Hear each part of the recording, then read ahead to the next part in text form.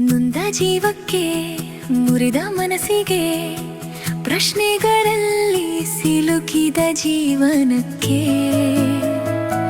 ಬೆಳಕಿಗಾಗಿ ಅಲೆಯುವ ಹೃದಯಕ್ಕೆ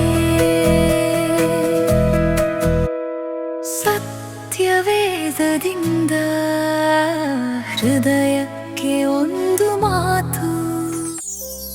ಆತ್ಮೀಯರೇ, ಮತ್ತೊಮ್ಮೆ ಹೃದಯಕ್ಕೊಂದು ಮಾತು ಕಾರ್ಯಕ್ರಮಕ್ಕೆ ಸ್ವಾಗತ. ಪ್ರಿಯರೇ, ಇಂದು ನಾವು ನೋಡ್ಲಿಕ್ಕಿರುವಂಥದ್ದು ವಿಮೋಚನಾ ಕಾಂಡ 12ನೇ ಅಧ್ಯಾಯ, ವಚನಗಳು 1ರಿಂದ 30.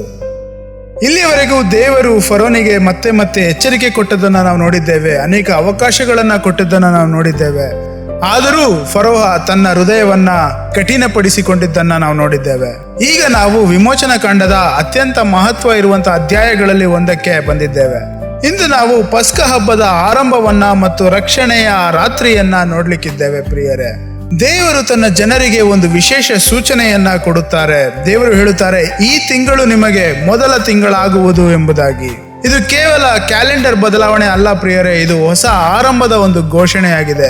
ಅಂದ್ರೆ ದಾಸ್ಯ ಜೀವನದ ಅಂತ್ಯ ಸಮೀಪಿಸಿದೆ, ವಿಮೋಚನೆಯ ಜೀವನ ಆರಂಭವಾಗಲಿಕ್ಕಿದೆ ಎಂಬುದಾಗಿ ದೇವರ ಒಂದು ಘೋಷಣೆಯಾಗಿದೆ. ದೇವರ ರಕ್ಷಣೆ ಬಂದಾಗ ಪ್ರಿಯರೇ, ಜೀವನಕ್ಕೆ ಹೊಸ ಅಧ್ಯಾಯ ಆರಂಭವಾಗುತ್ತದೆ ಎನ್ನುವಂಥದ್ದನ್ನ ನಾವು ನೆನಪಿಡಬೇಕು. ನಂತರ ದೇವರು ಪ್ರತಿಯೊಂದು ಕುಟುಂಬಕ್ಕೂ ಒಂದು ಕುರಿಮರಿಯನ್ನ ಆರಿಸಿಕೊಳ್ಳಲು ಹೇಳುತ್ತಾರೆ. ಆ ಕುರಿಮರಿ ದೋಷರಹಿತವಾಗಿರಬೇಕು, ಅದನ್ನ ಬಲಿ ಕೊಡಬೇಕು ಎಂಬುದಾಗಿ ದೇವರು ಹೇಳುತ್ತಾರೆ. ಪ್ರಿಯರೇ, ಇಲ್ಲಿ ಒಂದು ಆಳವಾದಂತಹ ಸತ್ಯ ಅಡಗಿದೆ. ರಕ್ಷಣೆ ಎನ್ನುವಂಥದ್ದು ಯಾವ ರೀತಿಯ ಬಲಿಯಿಂದಲೂ ಬರಲಿಲ್ಲ, ದೇವರು ಸೂಚಿಸಿದ ಮಾರ್ಗದ ಮೂಲಕವೇ ಬರಬೇಕಾಗಿತ್ತು. ಅದಾದ ನಂತರ ದೇವರು ಒಂದು ವಿಚಿತ್ರವಾದ ಸೂಚನೆಯನ್ನು ಸಹ ಕೊಡುತ್ತಾರೆ.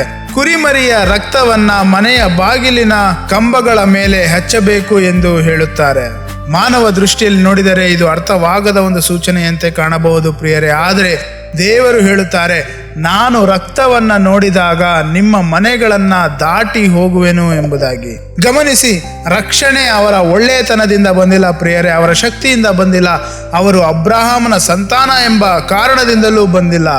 ಆದರೆ ರಕ್ಷಣೆ ಅನ್ನುವಂಥದ್ದು ಬಂದದ್ದು ರಕ್ತದ ಮೂಲಕ, ದೇವರು ಕೊಟ್ಟ ಗುರುತಿನ ಮೂಲಕ ಬಂದಿದೆ. ಈ ಘಟನೆಯ ಮಧ್ಯದಲ್ಲಿ ಪ್ರಿಯರೇ ಒಂದು ಶಕ್ತಿಯುತ ಚಿತ್ರವಿದೆ. ಮೊದಲ ಸಂತಾನ ಸಾಯಬೇಕಾಗಿತ್ತು, ಆದರೆ ಅದರ ಬದಲಾಗಿ ಕುರಿಮರಿ ಸಾಯುತ್ತಾ ಇದೆ. ಇದು ಕೇವಲ ಆ ಕಾಲದ ಘಟನೆ ಅಲ್ಲ ಪ್ರಿಯರೇ, ಇದು ಮುಂದೆ ದೇವರು ಮಾಡುವ ಮಹತ್ತರ ರಕ್ಷಣೆಯ ಚಿತ್ರವಾಗಿದೆ. ಇಸ್ರಾಯೇಲ್ಯರು ಆ ರಾತ್ರಿ ಕುರಿಮರಿಯ ಮಾಂಸವನ್ನ ತಿನ್ನಬೇಕು, ಹುಳಿ ಇಲ್ಲದ ರೊಟ್ಟಿಯನ್ನ ತಿನ್ನಬೇಕು. ಆದರೆ ಗಮನಿಸಬೇಕಾಗಿರುವಂತಹ ಇನ್ನೊಂದು ವಿಷಯ, ಅವರು ಆರಾಮಾಗಿ ಕುಳಿತುಕೊಂಡು ಊಟ ಮಾಡಬಾರದು. ಅವರು ಸೊಂಟಕ್ಕೆ ಕಟ್ಟಿಕೊಳ್ಳಬೇಕು, ಪಾದರಕ್ಷೆಗಳನ್ನ ಧರಿಸಿಕೊಳ್ಳಬೇಕು, ಕೋಲು ಕೈಯಲ್ಲಿ ಇಟ್ಕೊಂಡಿರಬೇಕು. ಯಾಕೆ ಗೊತ್ತಾ? ಯಾಕೆಂದರೆ ದೇವರ ವಿಮೋಚನೆ ಸಮೀಪದಲ್ಲಿದೆ ಎನ್ನುವಂಥದ್ದನ್ನು ತೋರಿಸುವಂಥದ್ದಾಗಿದೆ. ಅಂದರೆ ಅವರು ಯಾವ ಕ್ಷಣದಲ್ಲಿಯೂ ಯಾವ ಗಳಿಗೆಯಲ್ಲಿಯೂ ಹೊರಡಲು ಸಿದ್ಧರಾಗಿರಬೇಕಾಗಿತ್ತು. ಪ್ರಿಯರೇ, ಇದು ನಮಗೂ ಒಂದು ಪಾಠವನ್ನ ಕಲಿಸುತ್ತದೆ.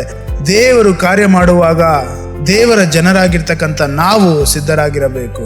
ನಂಬಿಕೆ ಎಂದರೆ ಕೇವಲ ದೇವರ ಮಾತನ್ನ ಕೇಳುವುದು ಅಲ್ಲ ಪ್ರಿಯರೇ, ಅದಕ್ಕೆ ತಕ್ಕಂತೆ ಸಿದ್ಧರಾಗಿರುವುದು ಹೌದು.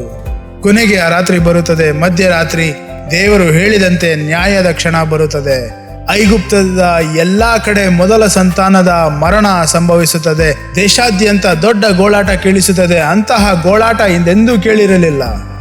ಆದರೆ ಒಂದು ವ್ಯತ್ಯಾಸವಿತ್ತು, ರಕ್ತ ಹಚ್ಚಿರುವಂತ ಮನೆಗಳಲ್ಲಿ ರಕ್ಷಣೆ ಇತ್ತು, ರಕ್ತವಿಲ್ಲದ ಮನೆಗಳಲ್ಲಿ ನ್ಯಾಯ ತೀರ್ಪಾಗುತ್ತಿತ್ತು. ಇಲ್ಲಿ ನಾವು ದೇವರ ಎರಡು ಗುಣಗಳನ್ನ ಒಂದೇ ಸಮಯದಲ್ಲಿ ನೋಡುತ್ತಾ ಇದ್ದೇವೆ. ದೇವರು ನ್ಯಾಯವಂತರು, ಆದರೆ ದೇವರು ಕರುಣಾಮಯನೂ ಆಗಿದ್ದಾರೆ. ರಕ್ಷಣೆಯ ಮಾರ್ಗವನ್ನ ಒದಗಿಸುತ್ತಾರೆ.